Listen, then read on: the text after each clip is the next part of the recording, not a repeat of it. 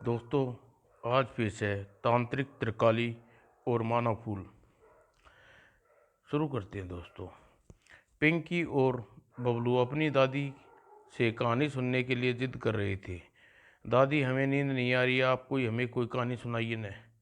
नहीं बच्चों, इस वक्त रात बहुत हो गई है, सो जाओ। मेरी अच्छी नानी दादी माँ, सुनाओ ना कोई कहानी। देखो, देख लीजिए दादी माँ, अगर आप हमें कहानी, आपके पाँव दबानी है तो कहानी सुनानी पड़ेगी, वरना वरना क्या रे शैतान, तू क्या करेगा तू? आई तभी, वरना वरना मैं आपको पप्पी ले लूँगी। अच्छा शैतान की नानी, तू भी बबलू के साथ होगी? हाँ हाँ हाँ। फिर बबलू और पिंकी बहुत जिद करने पर, ठीक है मेरे बच्चों, मैं तुम्हें राजकुमारी दीपिका और धूर्त चंपा की कहानी सुनाती हूँ। हुर्रे दादी माँ जिंदाबाद। फिर दादी माँ ने कहानी सुनानी शुरू करी। टीकमगढ़ का राजा विजेंद्र प्रताप अपनी बेटी दीपिका को जान से भी ज़्यादा प्यार करता था। राजा दीपिका की बात हमेशा इस बात से हमेशा नाराज रहता था। दीपिका राज उद्यान में माली रामदीन की लड़की चंपा के साथ खेलती थी। राजमहल में एक कक्ष में दोनों एक दिन राजा विजेंद्र प्रताप सिंह दीपिका को डांटते हुए बोले, बेटी, हमें तुमने कितनी बार समझाया, तुम राम दिन माली की लड़की चंपा के साथ मत खेला करो। पिताजी, चंपा मेरी सहेली है, दोस्ती की बराबर के लोगों के साथ करनी चाहिए। बेटी, कहाँ तुम राजकुमारी, कहाँ वह माली की बेटी?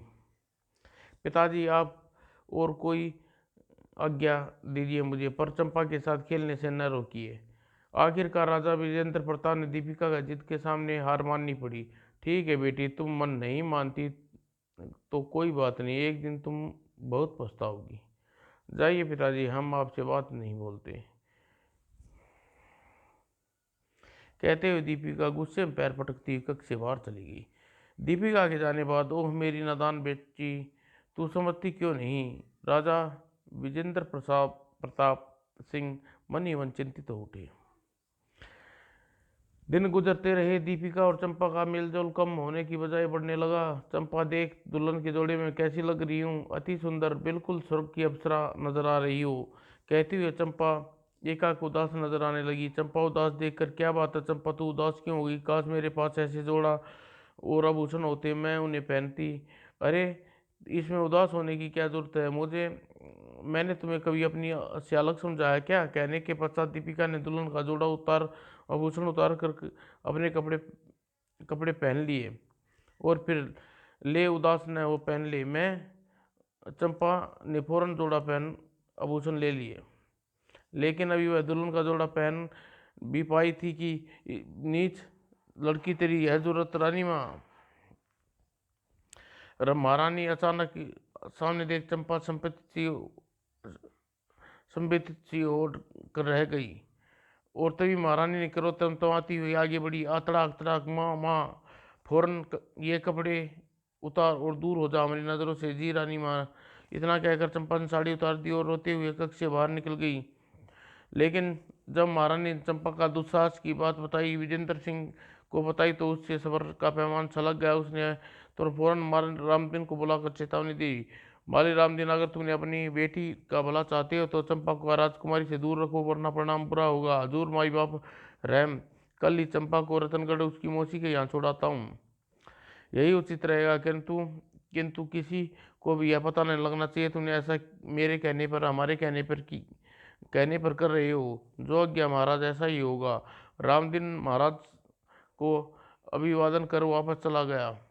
रामदीन के जाने बाद अब हमारी बहुत सी चिंताएं दूर हो जाएगी। राजकुमारी को पता नहीं लगेगा, चंपा उसका मेलजोल खत्म हो जाएगा।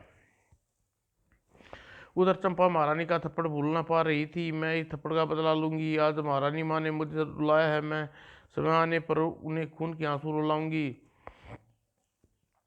तभी रामदीन झोपड़ी में दाखिल हुआ। चंपा की सोच टूटी। बापू, तुम आ गए बापू, इतनी जल्दी? हाँ बेटी, तबीयत ठीक नहीं है, इसलिए कुछ दिन छुट्टी लेकर आया हूँ। सोचता हूँ तेरी मौसी के यहाँ रतनगढ़ चला जाऊँ। उसी बहाने तेरी मौसी और नानी से भी मिलाऊंगा। ठीक है बापू, जैसी तुम्हारी इच्छा, मैं भी यहाँ नहीं रहना चाहती हूँ। अगले दिन सुबह ही रामदीन अपना सामान ले चंपा के साथ झोपड़ी से बाहर। राजकुमारी जी, आप दीपिका, शायद तुम बुरा मान गई चंपा, इसलिए अपनी सहेली को छोड़कर जा रही हो। नहीं दीपिका, मैं भला बुरा मानने लगी। रानी माँ ने तुम्हारी माँ वैसी मेरी माँ के समान भी है। तो फिर चंपा, तेरे बिना मैं बहुत उदास हो जाएंगे। मैं कोई हमेशा के लिए थोड़ी जा रही हूँ। हाँ राजकुमारी जी, कुछ दिनों की बात है। ठीक है, पर वादा कर चंपा, तू जाते ही मुझे पत्र लिख कर भेजेगी। मैं वादा करती हूँ दीपिका। राजकुमारी ने दीपिका ने प्रतिरोध नहीं किया। रतनगढ़ में पहुंचकर उचित मौका देखकर रामदीन ने अपनी साली कलावती से बोला, कलावती, चंपा तेरे पास ही रहेगी। कोई अच्छा सा वर देखकर उसका ब्याह कर देना। वैसे तो चंपा मेरी बेटी समान है जीजा जी, पर तुम बेटी के बाप हो, शादी ब्याह का काम तुम ही करना चाहिए। हाँ, हसरत तो यही थी कलावती, पर क्या करूं, मैं चंपा के पास नहीं रख सकता। महाराज ने आदेश दिया चंपा को राजकुमारी से दूर रखा जाए। अगर ऐसी बात है तो तुम फिक्र मत करो, मेरी अपनी औलाद नहीं है, अतः चंपा को मैं अपनी बेटी की तरह रखूंगी। कलावती के आश्वासन रामदीन निश्चित होकर वहाँ हो गया, किंतु इस बात से अब नहीं बिकता। चंपा उसकी सारी बात सुन ली। अगले दिन रामदीन चंपा को समझा बुझाकर कलावती के पास छोड़कर टीकागढ़ वापस लौट चल पड़ा। बाबू, भले ही तुम्हें मुझे यहाँ छोड़कर चले जाओ, मुझे जब तक चैन नहीं मिलेगा, जब तक मैं महाराज और महारानी को अपने बदले का बदला न ले लूंगी। रामदीन के जाने के बाद चंपा बहुत रोई। उस दिन कोई कोई उदास रहने लगी। कलावती के पूछने पर उसने अपनी उदासी का कारण न बताया तो तुरंत, किंतु एक दिन चंपा की नानी त्रिकाली तीर्थ से लौटी और चंपा को उदास देख कारण पूछा। कारण छुपा न रहा, लेकिन त्रिकाली तंत्र विद्या जानती थी। हाँ, इंतकाम की आग में जल रही है, तुम उदास न हो मेरी बच्ची, तेरी इच्छा जरूर पूरी होगी, मैं तेरी मदद करूंगी। सचनानी, मैं राजा और रानी को अपने अपमान का बदला ले सकूंगी। नानी के शब्द सुनकर चंपा का खुशी से खिल गया। तेरी इच्छा जरूर पूर्ण होगी मेरी बच्ची, धैर्य रख। और समय बीतने के साथ राजकुमारी पूर्ण युक्ति हो गई। एक दिन राजा विजेंद्र प्रताप ने सिंह राजपुरोहित को बुलाकर बोले, राजपुरोहित जी, हमारी पुत्री दीपिका का ब्याह योग्य हो गई, सिर दी उसका उचित वर देख कर तलाश कीजिए। राजा, राजकुमारी दीपिका का योग्य एक राजा मेरी नज़र में है। तभी राजपुरोहित ने राजा विजेंद्र प्रताप सिंह को बताया, राजन, जीतनगर का युवा राजा प्रसन्नजीत बहुत ही वीर एवं सर्व सुंदर सुदर्शन पुरुष है। वह हर दृष्टि से राजकुमारी दीपिका के योग्य है। आप आज्ञा दे तो मैं जीतनगर जाकर बात पक्की कराऊं। नेक कार्य में देरी कैसी, आप सिर जीतनगर जाकर रिश्ता पक्का कराइए। और फिर राजपुरोहित लौट कर राजकुमारी का विवाह राजा प्रसन्नजीत से तय होने की खबर सुनाई दी। तो महारानी, आज हम बहुत खुश हैं, हम सिर यीशु मुहूर्त पर दीपिका का विवाह धूमधाम से राजा प्रसन्नजीत से करेंगे। खुशी की बात है महाराज। उधर अपने विवाह होने की खबर सुनकर इतना समय बीत गया, न चंपा लौट कर आई, न कोई खत ही भेजा। शायद मुझसे भी नाराज है, लेकिन मेरा विवाह की खबर सुनकर जरूर आएगी। कल उससे पास दूत भेजती हूँ। अगले दिन राजकुमारी दीपिका का एक दूत चंपा के पास रत्नागढ़ भेज दिया और दूत रतनगढ़ पहुंचकर चंपा से कहा, राजकुमारी दीपिका का विवाह जीतनगर के राजा प्रसन्न से तय हो गया है। राजकुमारी जी ने आपको विवाह पर आमंत्रण करने का चिर दी। टीकम पहुंच रहे राजकुमारी जी बहुत खुश होगी। अरे, दीपिका का विवाह निश्चित हो गया, यह तो बड़ी खुशी की बात है। टीकमगढ़ पहुंच रही राजकुमारी खुशी मेरी खुशी है। चंपा ने दूत को संदेश लेकर वापस टीकमगढ़ चला गया। दूध के जाने के बाद वो दीपिका का विवाह हो रहा है, दीपक का ससुराल चले जाएगी, तब मेरे मन की मुराद कभी पूरी ना होगी। तभी चंपा मेरी बच्ची मेरा की सोच रही है, ओ नानी। त्रिकाली की आवाज़ सुनकर चंपा सोच से जागी। अगले ही पल त्रिकाली नानी, दीपिका की शादी हो रही है, परंतु तेरी इच्छा पूर्ण होने में अभी समय आ गया है बेटी। त्रिकाली मनी ही मन एक योजना बना चुकी थी। मैं सब सुन चुकी हूँ। तेरी सहेली राजकुमारी दीपिका का विवाह राजा प्रसन्नजीत से नहीं होगा, क्योंकि उसकी जगह तू राजा प्रसन्नजीत की पत्नी बनेगी। हा हा हा। ये आप क्या कह रही है नानी? यह कैसे हो सकता है? मैं चाहूँ तो क्या नहीं हो सकता। फिर त्रिकाली ने चंपा को अपनी योजना बनाती हुई बोली, चंपा, यह धागा राजकुमारी दीपिका के गले में बांध देना, और धागे के गले में बांधने के बाद दीपिका फूल बनी जाएगी, और तू दीपिका की जगह दुल्हन प्रसन्नजीत के साथ चली जाना। ओह मेरी अच्छी त्रिकाली नानी। अगले ही पल चंपा त्रिकाली के हाथ पर धागा बांध दिया। त्रिकाली के हाथ में धागा देती हुई बोली, मैं आज ही टीकमगढ़ जाती हूँ, पर याद रखना, अगर किसी ने फूल से बंधा धागा तोड़ दिया, दीपिका अगली युक्ति के रूप में आ जाएगी। अगले दिन चंपा त्रिकाली नानी की योजना के मुताबिक टीकमगढ़ के लिए रवाना हो गई। आह, राजा प्रसन्नजीत की पत्नी कैसी लगूंगी। और चंपा बचपन की राजकुमारी जैसे बहन जैसा प्यार करती थी, वही चंपा दीपिका के खिलाफ मन में षड्यंत्र का ताना बाना बुन रही थी।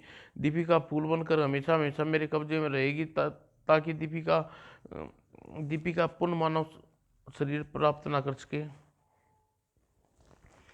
उधर राजा विजेंद्र प्रताप, जब चंपा को टीकमगढ़ बढ़ाने की सूचना मिली तो उसने राजकुमारी दीपिका को अपने पास बुलाया। बेटी दीपिका, यह क्या सुन रही हूँ? क्या रामदीन मालिक की चंपा को तुमने टीकम बुलाया है?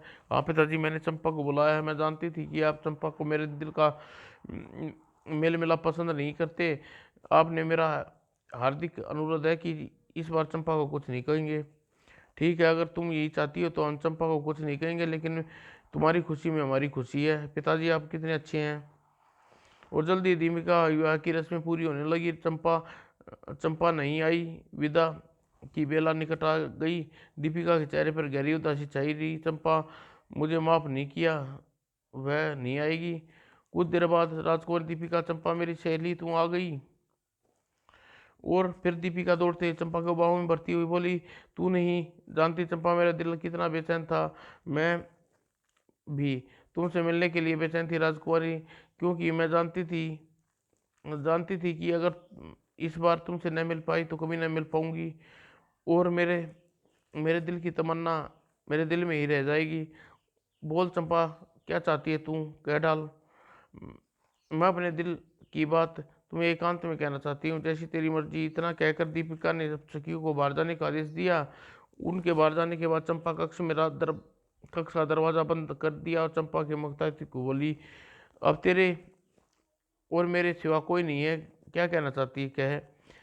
तुम्हें याद है राजकुमारी, एक दिन ऐसा ही दुल्हन का जोड़ा और आभूषण पहनने की चाह में मैंने की थी। राजकुमारी माँ आ गई, कारण मेरा इच्छा पूर्ण रूप से नहीं हो सकी। हाँ, मुझे याद है वह मन। उस दिन कैसे भूल सकती हूँ। उस दिन माता ने तुम्हारे साथ जो व्यवहार किया था, आज भी शर्मिंदा हूँ। माता जी के व्यवहार के कारण मैंने तुम्हें प्यारी सखी को खो दिया था। यह सब दिखावे की बातें हैं राजकुमारी। मेरी मे राजकुमारी, मेरे होने न होने से तुम्हें क्या फर्क पड़ता है? ऐसा ना कह चंपा, तू जानती है कि तुझे मैं जान से भी ज़्यादा चाहती हूँ। चंपा तुझे अंधारा जाहिर करती हुई बोली, अगर तुम सचमुच मुझे चाहती हो तो यह सुहाग का जोड़ा और आभूषण कुछ देर के लिए मुझे पहनने दो। बस इतनी सी बात है। दीपिका ने मुस्कुराते हुए अपना सुहाग का जोड़ा और आभूषण उतार कर चंपा को पहना दिए और स्वयं चंपा के कपड़े पहन लिए। कैसी लग रही हो दीपिका? बिल्कुल राजकुमारी लग रही हो। तभी ठक ठक ठक, राजकुमारी जी, विदा का वक्त हो गया है, दरवाज़ा खोलिए। दस्तक की आवाज़ सुनकर बाहर सेविका की आवाज़ दीपिका को सुनाई दी। सेविका की आवाज़ सुनकर, लो चंपा, तूने मेरा सुहाग का जोड़ा और आभूषण उतार मुझे दे। हाँ हाँ, क्यों नहीं दीपिका, पहले ये गरीब की सखी का उपहार अपने गले में पहन ले, मेरी दोस्ती का मान रख लो। तू स्वयं पहना दे चंपा। दीपिका कई तरह कहती है। चंपा ने आगे बढ़कर दीपिका के गले में धागा बांध दिया और धागा बांधने के पश्चात कहा, दीपिका अब तू हमेशा मेरी कैद में रहेगी। राजा प्रचलित की पत्नी बन उसके महल में राज करूंगी। और फिर चंपा ने फूल अपने बाल में फंसा चेहरे पर घूंघट डालते हुए दरवाजा खोल दिया। दरवाजा खुलते ही, चलिए राजकुमारी, विदाई के समय हो गया है, महाराज महारानी आपको बुला रहे हैं, चलो। और चंपा ने चालाकी से बे बेखबर राजा ने डोली में बैठने के बाद प्रसन्नचित्त से बोले, बेटे हमने अब बड़े नाजों से पाला है, बेटी का ख्याल रखना, फिक्र न कीजिए महाराज, आप मुझे दायित्व हमारा होगा। और तत्पश्चात राजा प्रसन्नचित्त चंपा को डोली लेकर राज्य की ओर प्रस्थान कर चले। लेकिन जीतनगर में राजा प्रसन्नचित्त महल में पहुंचने के बाद चंपा फूल को अपने बालों में न पाकर चिंतित हो गई। पता नहीं फूल कहाँ गायब हो गया, अगर किसी के हाथ लग गया तो। चंपा फूल को ढूंढा परंतु वह नहीं मिला। उधर जब वह फूल राज उद्यान में गिरा और मिट्टी में समा गया, कुछ ही दिनों बाद वो नन्हा पौधा फूल बनकर निकल आया। फूल सुंदर सुगंधित फूलों को देखकर, अरे यह पौधा यहाँ कहाँ से निकल आया, मैंने ऐसा सुंदर फूलों का पौधा नहीं लगाया था। फिर जल्दी हिमालय ने निर्णय किया, ठीक है, मैं इसी पौधे के फूलों को माला बनाकर महाराज को दिया करूँगा। और अगले ही दिन माली ने पौधे से फूलों की माला बनाकर राजा को भेजा। कुछ ही दिनों बाद कुछ ही दिनों बाद फूलों की खुशबू से प्रभावित हो राजा प्रसन्नचित्त ने माली को बुलाकर पूछा, माली, कुछ दिन तुम विशेष प्रकार के फूल से माला हमारे लिए गूंथ कर ला रहे हो, यह सुगंधित फूल तुम कहाँ से लाते हो? महाराज, उद्यान में एक फूल का पौधे अपने आप उगाया, उन फूलों की खुशबू से चकित हो, मैंने ऐसा पौधा कभी नहीं देखा। बूढ़े माली ने बात सुनकर राजा प्रसन्नचित्त बोले, कल हम स्वयं उस अद्भुत पौधे को देखना चाहेंगे। जोग्य महाराज। और माली राजा को अभिवादन कर के चल दिया। माली के जाने के पश्चात राजा प्रसन्नचित्त चंपा के पास पहुंचे और बोले, रानी, हमारी इच्छा है कि आप हमारे साथ रात उद्यान भ्रमण करने चले। महाराज, अवश्य महाराज, हमने अभी आपकी इच्छा टाला है।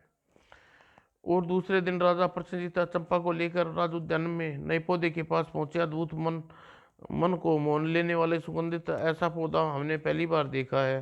पौधे को देख चंपा बुरी तरह चकित हो गई। अरे यह तो उसी तरह का पौधा है जो जिस तरह के फूल मैंने दीपिका को बनाया था।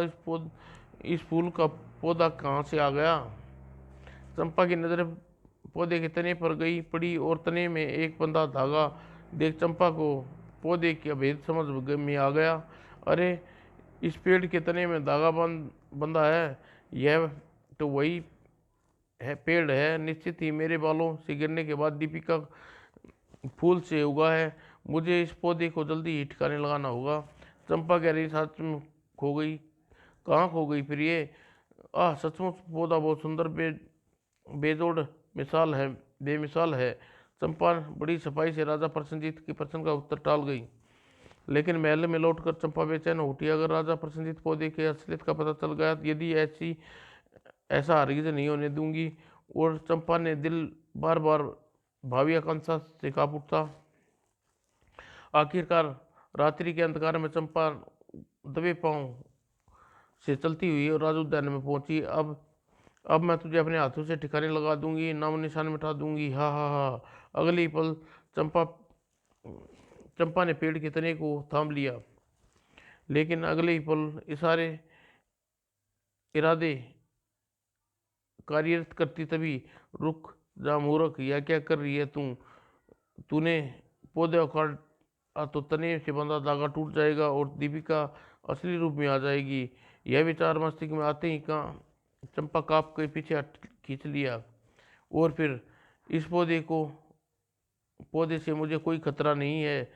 एक रूप में दीपिका अपनी असलियत कभी जाहिर नहीं कर सकती।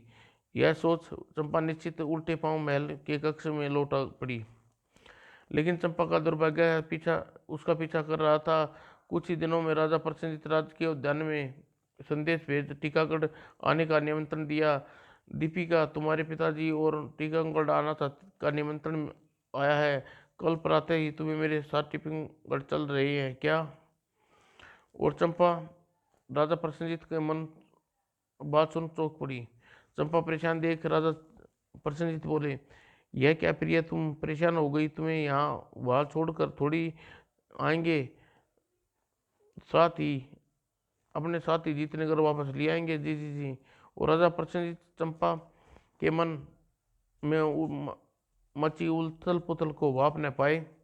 अगले ही पल चंपा टीकमगढ़ पहुंचकर, राजा विजेंद्र सिंह महारानी तुझे पहचान लेंगे और तेरी पोल खुल जाएगी। तुझे ऐसी चाल चलनी चलेगी जिससे तेरा भेद न खुल सके। अगले दिन राजा प्रसेनजीत राजकीय ठाट के साथ चंपा को लेकर टीकमगढ़ चल दिए। टीकमगढ़ पहुंचते ही, ये आओ बेटे प्रसेनजीत, तुम्हारे टीकमगढ़ में स्वागत करते हैं। महाराज मेरा प्रणाम स्वीकार करें। और महाराज राजमहल के द्वार पर पहुंचने से पहले लंबा घूंघट डाल लिया। तभी, आओ दीपिका, आओ माँ। और चंपा दीपिका के सीने जा लगी। तत्पश्चात राजा प्रसेनजीत ने पूर्ण राजकीय सम्मान के साथ राजमहल में लाया गया। महारानी राजा विजेंद्र को अपने साथ कक्ष में ले गई। फिर, बेटी, अब तो चेहरे से घूंघट हटा दे। अब शर्माने की कोई जरूरत नहीं है। यहाँ तुम्हारे पिता और मेरे सिवा कोई नहीं है। यह सुनकर चंपा ने अपना घूंघट हटा दिया। घूंघट हटते ही, चंपा, तुम रामदीन की माली की लड़की, तुम दीपिका की जगह कैसे बेटी? हमारी बेटी कहाँ है? हा हा हा। और राजा विजेंद्र सिंह महारानी को हैरान देख चंपा ठाका लगाकर फिर बोली, महाराज, दीपिका मेरी कैद में है। अगर आपने यह राज खोला, दीपिका की गर्दन मरोड़ दूंगी और फिर मैं अपनी प्रिय बेटी को कभी नहीं मिलोगे। इतना कहकर चंपा सारी बात राजा रानी को बता दी। ओ मेरी बेटी दीपिका, काली ना गिरा के तूने दीपिका को डस लिया। मैंने दीपिका को कितनी बार समझाया था तुझसे मित्रता न करे। इसी अपमान का तो मैंने बदला लिया है। महाराज, आप दोनों ने मुझे रुलाया, आप दोनों ने मेरे जीवन भर रुलाऊंगी। अगर आप लोग दीपिका का भला चाहते हैं तो अपना मुंह बंद रखें। हाँ हाँ। चेतावनी दोबारा देती हुई चंपा सी। चंपा की चेतावनी महारानी कर उठी। नहीं नहीं, तुम ऐसा नहीं अनर्थ नहीं करोगी। यह भेद किसी को जाहिर नहीं करेंगे। राजा रानी की तरफ से आश्वासन मिलकर चंपा कुछ दिन महल में प्रसेनजीत के साथ रही। फिर अपने पति के साथ जीतनगर पहुंचकर चंपा को ख्याल आया, राजा राजा रानी, मेरा भेद किसी को नहीं बताएंगे, परंतु नानी ने मेरा भेद किसी को बोल दिया तो क्यों न मैं अपने खतरे का एकमात्र कारण को खत्म कर दूं। और फिर चंपा इस सोच को निर्णय के रूप में लिया। ठीक रहेगा। त्रिकाली नानी को ठिकाने लगाने का बंदोबस्त करती हैं। राजा विजेंद्र प्रताप सिंह अपनी बेटी की याद में घुले जा रहे थे। उसकी यह दशा एक दिन, महाराज, ऐसे कब तक चलेगा? जो होना था वो हो गया। आप अपने आप को संभालिए। हम कैसे अपने आप को संभालें महारानी? आप तो जानती हैं हमारी बेटी से कितने चाहते हैं। आप क्या समझते हैं कि हम दीपिका से प्यार नहीं करते? लेकिन आपने इस तरह गम में घुलते देख हमारी दीपिका हमें वापस तो नहीं मिल जाएंगी। हम जानते हैं महारानी, पर हम कर भी क्या सकते हैं? हम सदम बेस में जीतनगर जाकर दीपिका को आप पता लगाने का प्रयास कर सकते हैं क्या? महारानी के शब्द सुनकर राजा चौंक बैठे। अगले ही पल उदास चेहरे पर खुशी की चमक लहर आई। यह तो हमने सोचा भी नहीं था। हम रात को ही अपनी बेटी दीपिका की खोज में जाएंगे। और उसी रात राजा विजेंद्र प्रताप सिंह भेष बदलकर अपनी बेटी दीपिका की खोज निकलने पड़े। भगवान आपकी मदद करे। ओह, न जाने दृष्टा हमारी बेटी के साथ क्या दशा की होगी। और जीतनगर जाते ही जाते घने जंगल में से गुजर रहा था। अचानक, ओह, यह किसी स्त्री के संकट की आवाज़ है। और अगले ही पल महाराज आवाज़ की दिशा में अपना घोड़ा दौड़ा दिया और थोड़ी देर बाद मुझे इस वृद्धा की मदद करनी चाहिए। और अगले ही पल शेर ने वृद्धा का शिकार बनाता राजा विजेंद्र के तीर ने अपना निशाना बना दिया। शेर के मरते ही, कौन हो माई, इस वक्त इस जंगल में क्या कर रही हो? मैं त्रिकाली हूँ, निकट ही मेरा गांव रतनगढ़ है, मैं वहाँ रहती हूँ। आज शाम कुछ सैनिक मेरे पास आए और मुझे लालच देकर धोखे से यहाँ शेर की माद में छोड़कर चले गए। शेर उस समय अपनी माद में नहीं था, अतः मैं नहीं जान सकी।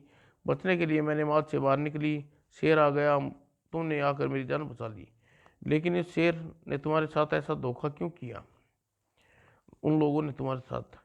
मेरी तंत्र विद्या कहती है यह काम मेरी नातिन चंपा का है, जिसे मैंने जमीन से उठाकर आसमान पर बैठाया। आज मेरी ये जान की दुश्मन बन गई। आखिर तुम कहना क्या चाहती हो? त्रिकाली की बात सुनकर राजा विजेंद्रमल के मन में जिज्ञासा जाग उठी। यह सब मेरे कर्मों का फल है बेटे, अपने गुनाह का पश्चाताप करना चाहती हूँ। मेरी जान बचाई है, एक उपकार और करो, मुझे टीकमगढ़ महाराज विजेंद्र प्रताप के पास ले चलो। त्रिकाली की बात सुनकर राजा ने अपने चेहरे का नकाब हटाते हुए बोला, हम ही राजा विजेंद्र प्रताप है, हम अपनी बेटी दीपिका की खोज में निकले हैं। तुम्हें जो कहना संकोच को। महाराज क्षमा क्षमा महाराज, कहते हुए त्रिकाली राजा विजेंद्र प्रताप के पैरों में गिर पड़ी और चंपा को अपनी करतूत के बारे में विस्तार से बताती चली गई। सब कुछ सुनने के बाद, अगर तुम अपनी जान की खैर चाहती हो तो सच सच बताओ, चंपा ने हमारी बेटी को कहाँ कैद कर रखा है? आपकी बेटी जीतनगर के उद्यान में एक फूल के पौधे के रूप में मौजूद है। त्रिकाली सच्चाई बताते हुए दीपिका को मुक्ति का उपाय राजा को बता दिया। और अगले ही पल राजा त्रिकाली को वहीं छोड़ जीतनगर की ओर चल पड़े। दूसरे दिन भोर होने से पहले ही वे जीतनगर के राजमहल में जा पहुंचे। महाराज के सामने देखकर प्रसन्नजित चंकित स्वर में बोला, महाराज आप बिना पूर्ण सूचना दिए आने का कष्ट किया। हम ऐसे गलोने षड्यंत्र का भांडा फोड़ने आए हैं बेटे, तुम फौरन ही हमारे साथ राज के उद्यान में चलो। यह सुनकर प्रसन्नजित तुरंत महाराज विजेंद्र प्रताप के साथ राज के उद्यान में चल पड़ा। और राज के उद्यान में पहुंचकर राजा विजेंद्र अद्भुत फूल के पौधे पर बनी अपनी बेटी के पास पहुंचा और रुक गया। फिर जैसे ही उसने पौधे पर बंधा धागा तोड़ा, उस अपने स्थान पर गायब हो गया। उसके दीपिका का असली रूप में प्रकट हो गई। पिताजी आप? हाँ बेटी, आज तुम्हें इतनी लंबी कैद से छुटकारा मिल गया। आई यह देख प्रसन्नजीत आश्चर्य की सीमा न रही। दोनों कुछ क्षणों बाद, यह क्या चक्कर है महाराज, यह लड़की कौन है? बेटे प्रसन्नजीत, यह हमारी बेटी दीपिका है। और राजा ने विजेंद्र अनुसार सब कुछ प्रसन्नजीत को बताने लगा। राजा विजेंद्र सारी बात जान प्रसन्नजीत क्रोध में कांप उठा। ओह, तो वह छलना चंपा और उसकी पत्नी दीपिका समझते और उसके साथ हमने अग्नि के 7 फेरे लिए, वह इस तरह दुख उठाती रही लिए और इस तरह दुख उठाती रही। समय बड़ा बलवान है बेटे, दीपिका की किस्मत में ये लिखा था। राजा प्रसन्नजीत दीपिका के पास आकर बोले, दीपिका हमें माफ कर दो, तुम्हारे असली अपराधी है। राजन, इसमें आपका कोई दोष नहीं, दोष मेरा है। मैंने उस दुर्चंपा को पहचाना नहीं। पिताजी की आज्ञा न मानने की मुझे सजा मिली है। अब उस दुष्टा के लिए किए की सजा मिलेगी। और गरजते हुए राजा प्रसन्न दीपिका के और राजा विजेंद्र प्रताप को लेकर अपने महल में पहुंचे। और उसी समय सेवक को भेजकर चंपा को बुलाया। चंपा राजा प्रसन्नजीत के पास दीपिका व राजा और विजेंद्र के साथ बैठा देख कांप गई। तभी महाराज प्रसन्नजीत करते हुए बोले, दुष्टा, हम नहीं जानते थे तू इतना नीच। अपनी सहेली दीपिका को छल से फूल बनाकर अपनी जगह लेकर तूने जो अपराध किया है उसके लिए हम तुझे मृत्युदंड देते हैं। महाराज रहम रहम महाराज। चंपा बहुत चिकी चिल्लाई, लेकिन राजा प्रसन्नजीत ने चंपा की एक न सुनी। उसी दिन चंपा को फांसी पर लटका दिया गया। इसी के साथ प्रसन्नजीत अपनी पत्नी दीपिका के साथ प्रसन्नजीत प्रशंसापूर्वक रहने लगा। कहानी खत्म। दादी बबलू पिंकी से बोली, समझ गए बेटे, बुरे काम का बुरा नतीजा होता है। कहानी कैसी लगी? बहुत अच्छी लगी दादी। एक कहानी और सुनाओ। अभी क्या? अभी तुम लोग दिल नहीं भरा? चलो एक छोटी कहानी सुनाती हूँ, चलो। दादी माँ ने कहानी शुरू करती हुई बोली, प्रीतनगर का राजा सुबह सुबहकर सेन बहुत झूठा था। वह हर बात पर झूठ बोलता था। एक दिन घोड़ों के व्यापारी सुबहकर सेन के दरबार में आया और फरियाद की, महाराज, मैंने पिछले माह आपको 50 घोड़े विक्रय किए थे। आपने अभी तक मुझे उसका मूल्य नहीं चुकाया। कैसे घोड़े? मैंने तो तुमसे एक घोड़ा भी नहीं खरीदा। व्यापारी ने लाख शेर पटका। न्याय की दुआई दी, पर राजा सुबहसेन ने व्यापारी की बातों में कोई असर नहीं हुआ। व्यापारी ने धक्के देकर दरबार से निकाल दिया। ठीक उसी समय राजा कुछ गणमान्य व्यक्ति को अपने पास फरियाद लेकर आए। ठीक है, उन्हें दरबार में भेज दो। कुछ देर बाद, महाराज की जय हो। कहो तुम लोग क्या फरियाद लाए हो? महाराज, राज्य में इस दिन भीषण अकाल पड़ा हुआ है। देखो, पशु पक्षी भूख से मर रहे हैं, प्रजा व्याकुल है। इस तरह कब तक चलेगा महाराज? अकाल को दूर करने का कुछ उपाय कीजिए। अगर अकाल की भीषणता ऐसी ही रही तो एक दिन हम सब बेमौत मारे जाएंगे राजन। हम अकाल की भीषणता से अनभिज्ञ नहीं है। हमें इतने यज्ञ हवन करवा चुके हैं, लेकिन वर्षा नहीं हुई। अब आप लोग कोई उपाय बताइए।